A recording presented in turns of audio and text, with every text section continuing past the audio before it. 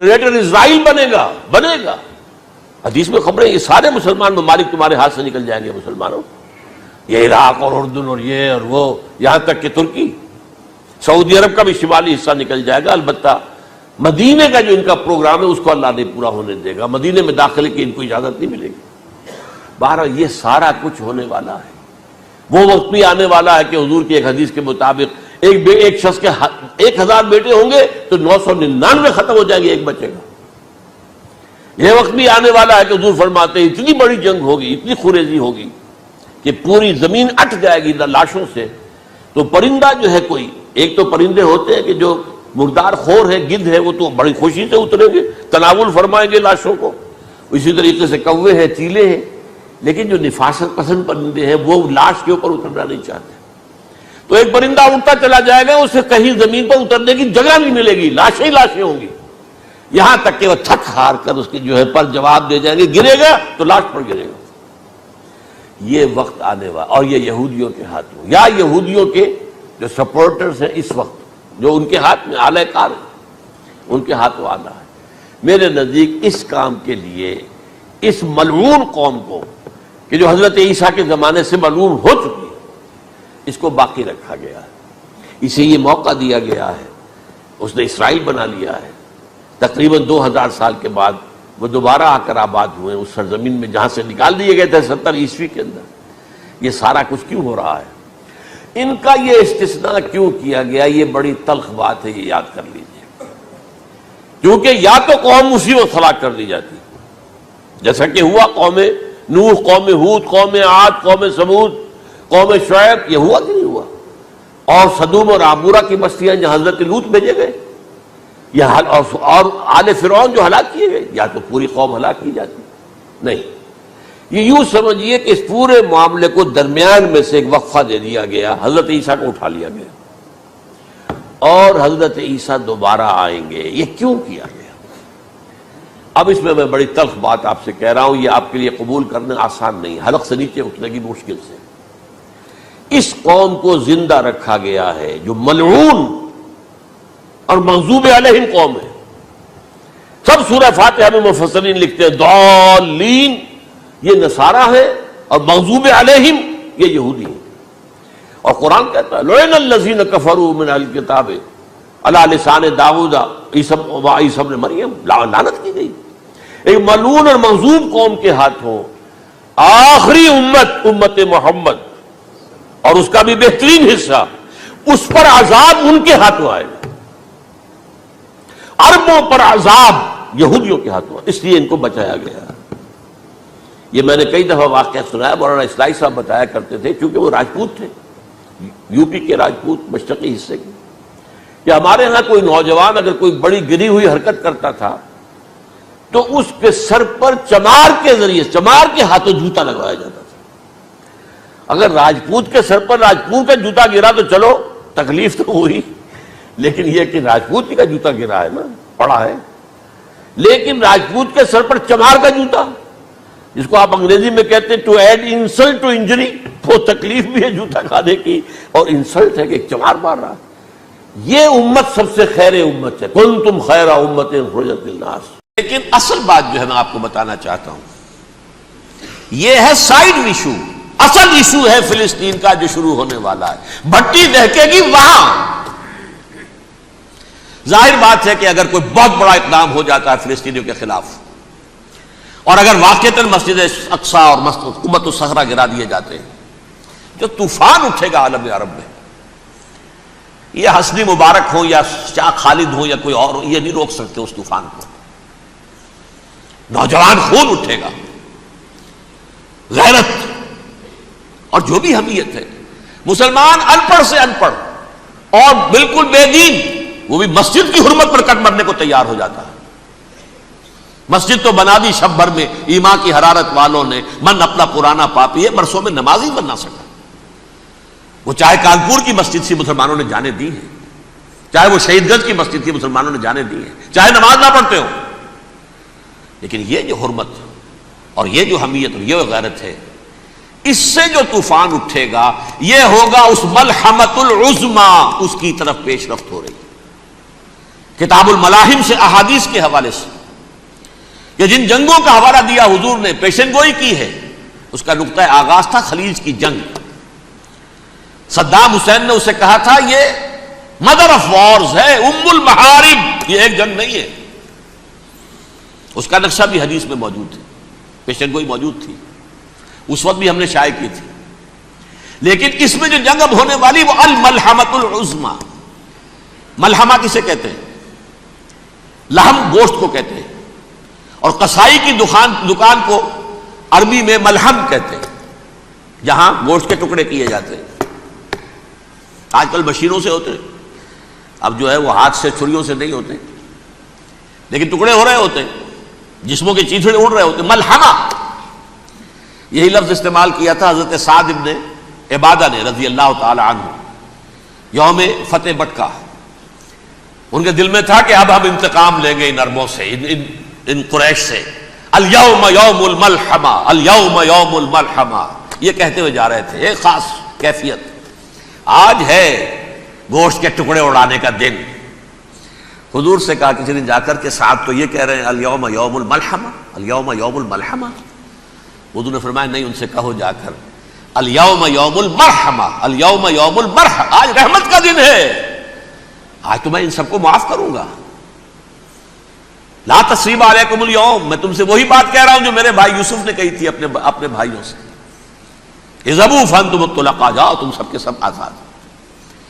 وہ ملحمہ ہے جس کو کہ حضور نے حضرت معاذ بن جبل رضی اللہ تعالیٰ عنہ سے روایت ہے، اس میں سے جو ابو داؤد میں روایت آئی ہے اس میں الملحمۃ العظمی، عظمی مؤنث ہے اعظم کا۔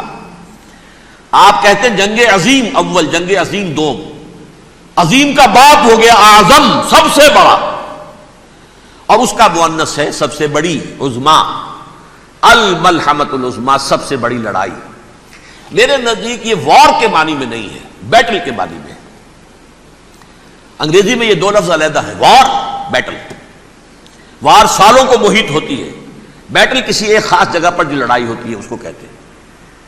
حضور کے اور قریش کے درمیان 6 سالہ وار تھی، جنگ تھی، لیکن battles, battle of Uhud, battle of Badr, یہ بیٹلز تھی، لڑائیاں تھیں۔ تو عظیم ترین جنگ شاید اس اعتبار سے نہ ہو جیسے کہ ورلڈ وار 1 اور ورلڈ وار 2، یعنی اس کی وسعت کا اتنا معاملہ نہیں اور طوالت کا نہیں، لیکن جو لڑائی جو ہے بیٹل ہونی ہے، جس کو کہ یہ لوگ، یا چونکہ میں نے کہا تھا شروع میں کہ سرما ہے میری آنکھ کا خاک حجاز و ہول قدس، نیو ٹیسٹمنٹ کی آخری کتاب ہے the book of revelation, revelation of saint John, اس میں آرمگڈون کہا گیا ہے اسے۔ ہر مجدون، یہ عبرانی لفظ ہے، ہر کہتے ہیں اونچی جگہ کو، سطح مرتفع، مجدون میگیڈو، میگیڈو ایک وادی ہے، مرتفع، وادی مرتفع، یہ ہے واقع لبنان، اسرائیل اور شام کے درمیان جو ٹکڑا، جو ٹرائنگل بنتی ہے، یہ ہے، یہاں پر بڑی جنگ لڑی جائے گی، اور یہ جنگ صلیب ہوگی، جو کہا ہے بش نے، یہ جنگ صلیب۔ سیکنڈ ملینیم شروع ہوئی تھی تو پہلی صلیبی جنگ ہوئی تھی، تھرڈ ملینیم شروع ہوا ہے، یہ سیکنڈ صلیبی جنگ ہے، یہ کروسیڈ ہے۔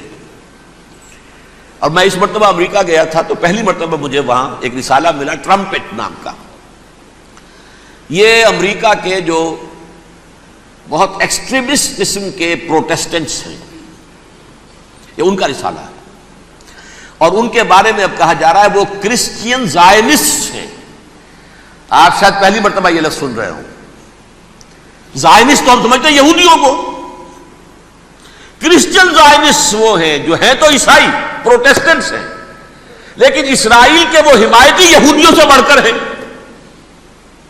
یہ میری کسی پہلی تقریر میں شاید بہت سے حضرات کو یاد آ جائے، میں نے کہا تھا 4 سال پہلے ہمارا تنظیم اسلامی کا ایک کنونشن ہوا تھا ہوسٹن میں، امریکہ کا جنوبی علاقے کا شہر ہے۔ ایک سیشن اس میں ہم نے رکھا تھا انٹرفیتھ، ایک عیسائی کو بلایا تھا، ایک یہودی بہت بڑا وہاں کا عالم ہے اس کو بلایا تھا۔ اس یہودی عالم نے، ڈاکٹر وشوگراڈ، جو وہاں کی یونیورسٹی میں پروفیسر ایمیریٹس ہے، اس نے کہا تھا کہ یہ اسرائیل کی تو سپورٹ کر رہے ہیں عیسائی، ہم تو نہیں کر رہے۔ جو پریکٹسنگ یہودی ہیں وہ زیادہ اسرائیل کے حق میں نہیں تھے، یہ تو سن 67 کے بعد انہوں نے اسرائیل کو تسلیم کیا ہے، وہ تو منتظر تھے کہ ہمارا مسیحا آئے گا تو اس کی قیادت میں جنگ کریں گے، جیسے شیعہ منتظر تھے کہ مہدی موعود آئیں گے تو پھر ہم کچھ کریں گے۔ وہ امام خمینی نے کہا بھائی جب وہ آئیں گے آ جائیں گے، لیکن ہم کچھ راستہ کے لیے زائنسٹ نے آگے بڑھ کر ریاست قائم کر لی، اور جب یروشلم پر بھی پورا قبضہ کر لیا تب جو ہے در حقیقت مذہبی یہودی جو ہے پھر انہوں نے اپنایا ہے، اون کیا ہے، اور نئے سیٹلمنٹس جو بھی بنے ہیں وہاں پر اسرائیل میں، اس میں اکثر و بیشتر مذہبی یہودی آیا، اور بروکلن کے علاقے سے سب سے بڑھ کر آئے ہیں، جو امریکہ میں نیو یارک کا ایک جنوبی علاقہ ہے، بہت بڑا یہودیوں کا بہت بڑا گڑھ ہے۔ نیو یارک کو جیو یارک بھی کہا جاتا ہے، وہ تو اصل میں مرکز جو ہے وہ تو یہودیوں کا ہے۔ اس حوالے سے وہاں پر جو کرسچن زائنسٹ کہلاتے ہیں وہ اسرائیل کے یہودیوں سے بھی بڑھ کر کہیں سپورٹر ہیں۔ بہرحال اس دوسری صلیبی جنگ کا معاملہ، جو میں کہہ رہا تھا ٹرمپٹ نامی رسالہ، اس کا ایک مضمون ہے دی لاسٹ کروسیڈ۔ اب یہ آخری کروسیڈ ہے جو شروع ہونے والا ہے۔ میں تو حیران ہوں کس قدر کھل کے وہ باتیں کرتے ہیں۔ رومن کیتھولکس کو وہ کہتے ہیں کہ یہ شیطان ہے، یہ پوپ شیطان ہے، یہ یورپ کو اس نے جمع کیا ہے کرسچینٹی کی بنیاد پر، اور اس میں زیادہ تر کیتھولکس ہیں۔ آپ کو معلوم ہے برطانیہ بڑی مشکل سے شامل ہوا ان کے ساتھ، اس لیے کہ وہ پروٹیسٹنٹ کا سردار تھا، ابھی پوری طرح نہیں ہے۔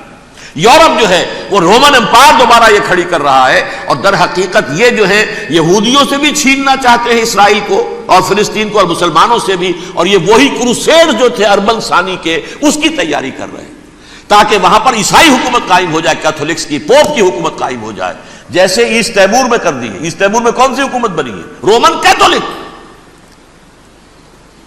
رومن کیتھولک اسرائیل میں بنے، تاکہ یہ سارے مقامات مقدسہ جہاں اسرائیل پیدا ہوئے، بیت حضرت مسیح پیدا ہوا، بیت الحم کہاں ہے؟ وہی ہے کہ نہیں؟ جہاں سے ریزریکشن ہوا ان کے خیال میں وہ کہاں ہے؟ وہیں پر ہے کہ نہیں؟ بڑے بڑے گرجے ان کے وہی ہیں۔ تو اس اعتبار سے ان کا کہنا یہ ہے یہ لاسٹ کروسیڈ کی تیاری ہو رہی ہے، یہ کیفور، اور ان کا کہنا یہ ہے کہ یہ پوری طاقت نیٹو کی جو ہے، یہ پہلے جرمنی سے لائی گئی بوسنیا، انہوں نے خود وہاں جنگ کروائی، انہوں نے خود وہاں پر ایتھنک کلینسنگ کروائی، پھر خود مصالحت کے لیے آ گئے، پھر کوسوو میں انہوں نے خود آگ بھڑکائی۔ یہ میں نہیں کہہ رہا، یہ وہ ٹرمپٹ رسالہ امریکہ سے چھپنے والا پروٹیسٹنٹس کا رسالہ ہے جو یہ کہہ رہا ہے۔ پھر انہوں نے کوسوو کے اندر کروایا، اور پھر وہ وہاں پر پیس فورس کی حیثیت سے آ گئے۔ اب وہ میسیڈونیا میں کروا رہے ہیں اور وہاں داخل ہو گئے ہیں۔ اگلا قدم ان کا سائپرس ہوگا، سائپرس میں ترکوں کو اور وہ گریکس کو لڑائیں گے اور وہاں آ جائیں گے، وہاں سے ایک چھلانگ لگائیں گے اور یہ فلسطین میں پہنچیں گے، اور یہ وہاں پر ایک رومن امپائر، اپنی پرانی رومن امپائر کی طرح کی رومن کیتھولک ریاست قائم کرنا چاہتے ہیں۔ تو وہاں امریکہ کے عیسائیوں میں بھی کوئی ایک طبقہ نہیں ہے، کیتھولکس بھی ہے، کیتھولکس زیادہ نہیں ہے ہمدرد، لیکن اب تابع ہو چکے ہیں۔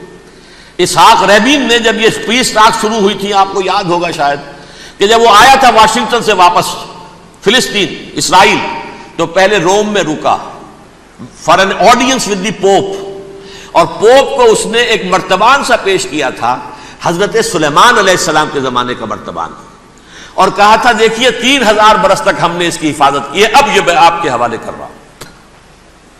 اس کے بعد سے پوپ جو ہے بالکل رام ہو گیا، اور وہ عیسائیوں کے ساتھ اور یہودیوں کے ساتھ ان کا پورا معاہدہ ہو۔ اب پورا عیسائی ورلڈ جو ہے بحثیت مجموعی یہودیوں کے شکنجے میں ہے۔ البتہ ان کے اندر بھی جھگڑے ہیں، جو وہاں پر وائٹ کرسچن ملیشیاز ہیں وہ ایکسٹریمسٹ ہیں کیتھولکس، ان کے نزدیک دشمن نمبر 1 یہودی، دشمن نمبر 2 مسلمان، دشمن نمبر 3 جو یورپ میں کالے ہیں، ایفرو امریکن، چاہے وہ عیسائی ہو گئے ہوں، کوئی بھی ہو، یہ 3 دشمن ہیں جن سے انہوں نے کلینز کرنا ہے، صاف کرنا ہے ان کے خیال کے مطابق امریکہ کی سوسائٹی کو، اولاً یہود، پھر مسلمان، اور پھر یہ جو کالے ہیں۔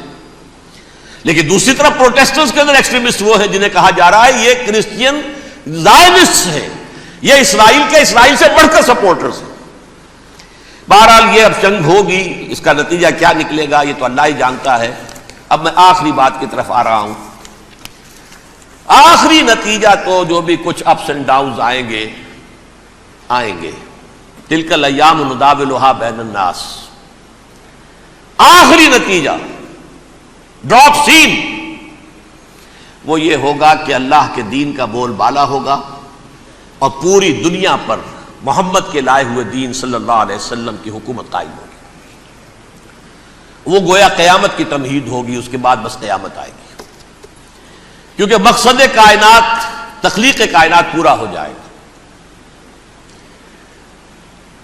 پوری مخلوقات کے اندر مقصد تخلیق، کلائمیکس آف کریشن محمد الرسول اللہ صلی اللہ علیہ وسلم، دین کی تکمیل محمد الرسول اللہ صلی اللہ علیہ وسلم۔ اور اس خلافت عرضی کے لیے جو حضرت آدم کو خلافت دی گئی تھی، جب اس میں وہ خلافت پوری دنیا پر قائم ہو جائے گی، اس کا مقصد پورا ہو جائے گا، and that will be the beginning of the end. اس کے بعد قیامت ہے۔ آخری نتیجہ تو یہ نکلنا ہے، اس سے پہلے سزائیں ہمیں بھی مل رہی ہیں، اور یہاں میں کانٹے کی بات جو چھوڑ گیا تھا اس کو بیان کر دوں۔ اللہ نے اس مغضوب علیہم قوم کو، اس ملعون قوم کو کیوں اب تک چھوٹ دیے رکھی؟ میں بتا چکا ہوں، یہ بڑے عذاب کے مستحق ہو چکے تھے حضرت عیسیٰ علیہ السلام کے زمانے میں، چھوٹ دی ہے، ابھی تک ہے، بلکہ ایک مرتبہ ابھارا ہے، 1900 برس کے بعد ابھرے ہیں یہ،